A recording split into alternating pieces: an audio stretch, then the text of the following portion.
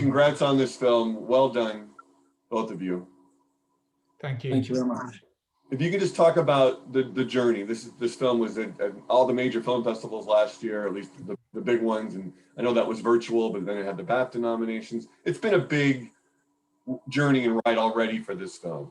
How wonderful to take that ride and finally have this now being released in theaters. It seems like it's been a special road. It has. I mean, it's been incredibly strange as well with the pandemic. I mean, it's been a very weird time, and it's been a very long road as well, because the whole, process has just been elongated. So like the first kind of big news for us was getting the Cannes selection last year. And that was sort of after a very long road of making the film and a long post-production process. And I think getting that initial news from Cannes, which is very important to me personally, a huge ambition of mine. I think I just dropped to the ground as soon when I heard that news, which was like 11 o'clock on a Saturday. We got the email as well, which was a really weird time to hear. Yeah. I remember it was just incredible. And then since then, Amir, we've just kind of had this sort of amazing, response from film festivals and the audiences in film festivals. But at the same time, it's been very strange because most of that has been experienced from this room for me personally. We managed to, we saw the film in San Sebastian with an audience and managed to go to Zurich Film Festival, which was great. Amir was at Cairo Film Festival, which I think was a really kind of special experience. And we were experiencing that through Amir. Sure. That was great. Yeah, having you on FaceTime to see the reaction of the audience as well was really special. It's been really bittersweet. This whole journey. We've been very lucky to hit literally everything. To tick every box, but not physically be there, which is a strange feeling. But to get the reception we've had, also from varying cultures as well, is a testament to kind of how globally and universal the message and the themes that this film has. So it's not just a story about a refugee. It's got familiar themes that anybody can relate to. Yeah, and Amir, did you feel that right away when you first heard about this project? What appealed to you? What made you want to be such a big part of this?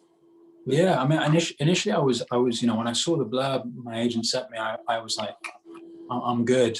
I don't want to do this, but because more often than not, you'll have a Western character showing the refugee a better life and kind of distracting them away from home. But what Ben does is he puts Omar into the forefront of the narrative. He gives him agency, and he also reminds the audience of how beautiful Syria was and how, runs from the music, the culture, the smells, the food, everything, and shows us how proud he is of his background, and he actually would rather be home. Yeah. But because of the circumstance, he's found himself having to flee. But also, I've never laughed and cried from reading a script alone. It's so beautifully balanced. And to just meet Ben and Arune, the producer, in the audition process, it felt like we were getting to work from day one. It wasn't a case of let's see what you got. It was a case of what can we do to bring this piece alive, which was lovely. And that was an energy that carried on set. Ben and Arune made us feel like family. Throughout the whole process, it wasn't a case of directors there and actors there. Ben would always come on set, and we'd have that language, and that language would build and build and build throughout the days. So yeah, it was lovely. And it's a testament to your work how much audiences love Omar and this story, and obviously Ben's creation of this vision on screen. Just talk about how much you love this character after having lived with him and bringing him to life. what affection do you have for this character, and how do you hope that translates to the audience? I had affection for Omar from the get-go, primarily because I know how much, my family is important to me, and also my relationship with my own brothers as well, and going through a testing period with my own brother, during the revolution. I found an instant connect, an instant kind of key in. I wasn't classically trained in music to play the oud or anything like that, but the music was very familiar in my household as well.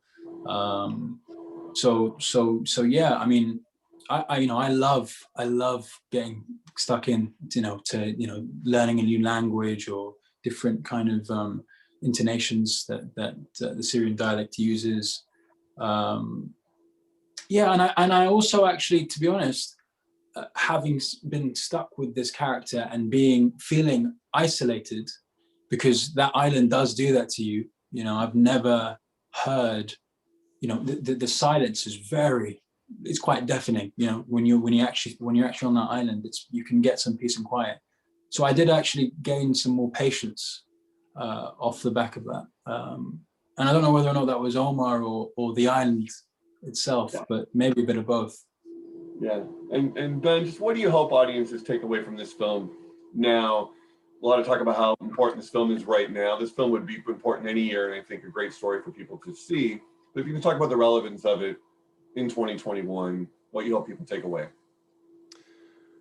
Yeah, I mean, I think that, this film, I think it kind of gives access to this subject matter in a different way. And I really for me, I want the audience, I want people to feel close to these characters and to spend an hour and a half or however long it is in the cinema and look up to these characters on the screen and recognize part of themselves in these characters and feel close to them, and then when they come away from the cinema for these people to linger in their minds.